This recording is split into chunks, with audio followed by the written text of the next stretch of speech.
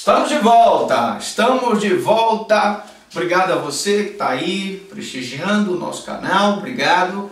São mais de 1000 videoaulas, você pode passar 1001 noites aí com o professor Franklin estudando penal e tem aula que não acaba nunca. Você vai assistir aí durante anos a fio e não consegue terminar essas videoaulas. Nós estamos aqui nessa perguntinha: se o agente obrigar a vítima a cometer contravenção, responderá pela contravenção e pelo delito de constrangimento ilegal? A pergunta é: ele vai responder pelos dois? Letra A.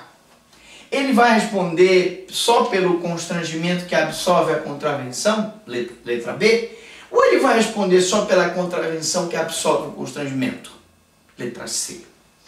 Meus amigos, ele vai responder pela contravenção e pelo delito de constrangimento ilegal. Por quê, professor Franklin? Porque, veja, eu tenho que fazer um esclarecimento. O princípio da consunção, em que o crime meio é absolvido pelo crime fim, ele deixa bem claro: crime meio absolvido pelo crime fim. Então eu tenho aí o constrangimento ilegal absolvido pelo estupro, eu tenho constrangimento ilegal absolvido pela tortura, eu tenho constrangimento ilegal absolvido pela extorsão. Todavia, aqui é uma contravenção penal.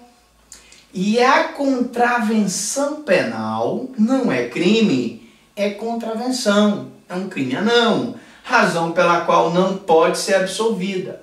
Logo, ele vai responder pela contravenção e pelo constrangimento. Cuidado! 1 minuto da sua atenção na prova poderá ser fatal. É isso aí. Vamos continuar. Agora eu queria falar um pouco sobre sujeitos, consumação e tentativa. Antes de falar, eu quero dizer que nós tentamos fazer os blocos de 10 minutos cada aula, porque o YouTube recomenda que não se faça uma aula tão grande para não se tornar tão cansativa. Se você quer uma aula enorme, bastante demorada, você vai lá na playlist do professor Franklin e procura a aula de Teoria Geral do Crime, uma aula espetacular que você tem que assistir com o lenço, porque você vai chorar de emoção. Então ali tem uma aula de talvez mais de 1 hora. Se você conseguir dar um intervalozinho, você para lá no YouTube, toma um café, volta, mas ela tem uma duração maior. Essa aula aqui, nós pretendemos que essas aulas sejam mais ou menos em torno de 10 minutos, daí porque eu explico logo para que o aluno já pergunta lá no nosso canal: professor, mas por que só tem 10 minutos em média, 10, 12 minutos? Porque é uma forma de não cansar muito, você vai dando a informação paulatinamente. Bom, mas eu estava aqui no sujeito ativo e dizia que é qualquer pessoa, exceto se o fato for praticado por funcionário público no exercício de suas funções. Eu disse no início, na primeira aulinha desse crime de constrangimento ilegal, que o sujeito ativo normalmente ele é comum, pode ser praticado por qualquer pessoa. Beleza, é isso.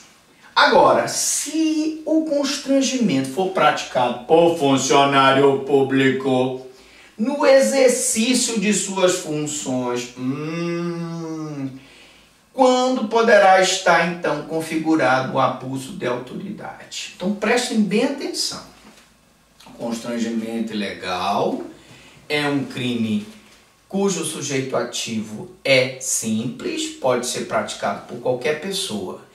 E na provinha da OAB, se o constrangimento for praticado por policial, que te prende legalmente, que te mantém encarcerado por tempo superior ao previsto na legislação, porque já tem um mandado judicial para que tu sejas liberado, que teu advogado conseguiu um habeas corpus e você não foi ainda liberado. Eu falo até para o pessoal que está aí, o pessoal da população carcerária, que às vezes assiste a nossas aulas pelo YouTube, né? Não tem problema nenhum. Aqui é democrático, todo mundo pode assistir. Você, aluno de direito, você que está fazendo pós-graduação, você que está fazendo prova da OAB, todo mundo pode assistir sem problema nenhum, que tem aqui todas as informações mais importantes. Então, eu tenho que ter muito cuidado. Se for o constrangimento praticado por qualquer pessoa, constrangimento legal, 146.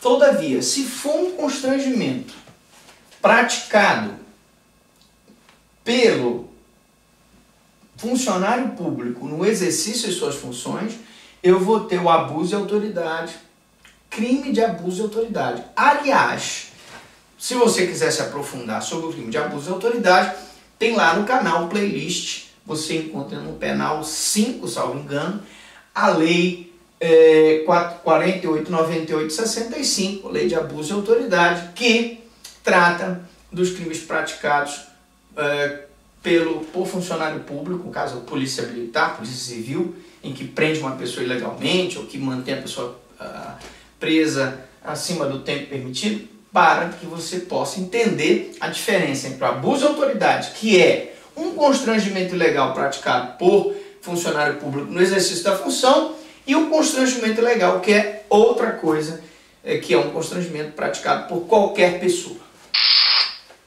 Sujeito passivo. Como eu disse, também o sujeito passivo é qualquer pessoa, porque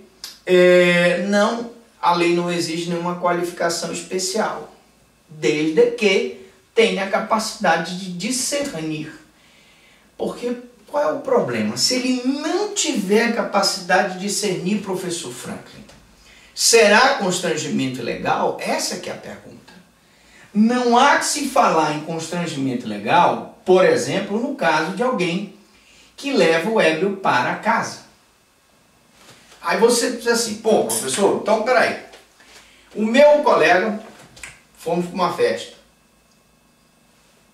Tomamos lá aqui, tomamos uma caipirinha. E na hora, ele se cedeu, já estava bêbado, não queria voltar. E eu usei um pouco, eu e meus colegas usamos da energia, né, da força.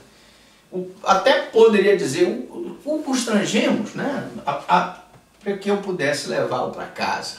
Eu pratiquei crime de constrangimento ilegal? Ora, gente, claro que não, né? Se ele estava embriagado, se ele estava sob efeito de droga, e eu então levei ele para casa, não há que você falar em constrangimento ilegal. Não. Eu estou apenas ajudando. Trata-se de uma pessoa que está ébria porque bebeu, porque está usando droga. O crime de constrangimento ilegal pressupõe que haja um constrangimento ou grave ameaça. Né? O caso do policial que pediu para as crianças dançarem, né?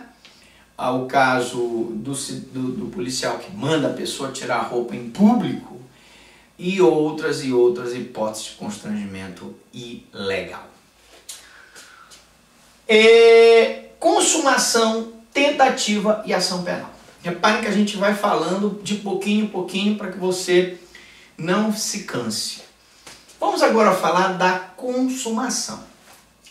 Professor Franklin, quando é que o crime de constrangimento ilegal está consumado? Bom, o crime de constrangimento ilegal se consuma no momento em que a vítima faz ou deixa de fazer o que o agente determinou.